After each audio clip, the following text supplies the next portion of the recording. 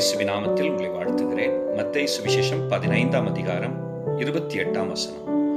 இயேசு அவளுக்கு பிரதியுத்தரமாக, ஸ்திரீயே, உன் விசுவாசம் பெரிது, நீ விரும்புகிறபடி உனக்கு ஆக கடவது என்றார். அவர் தீரு சீதோன் பகுதிகளுக்கு அவர் ஊழியத்தில் சென்றபோது அந்த பகுதியைச் சேர்ந்த கானானிய ஸ்திரீ ஆண்டவரிடத்தில் தன் விண்ணப்பத்தை வைக்கிறாள். அவள் தன்னுடைய மேலான அல்லது பெரிய விசுவாசத்தை கர்த்தரிடத்தில் காண்பிக்கிறாள். அதன் விளைவாய் ஆண்டவர், ஸ்திரீயே, உன் விசுவாசம் பெரிது, நீ விரும்புகிறபடி உனக்காக கடவது என்றார்.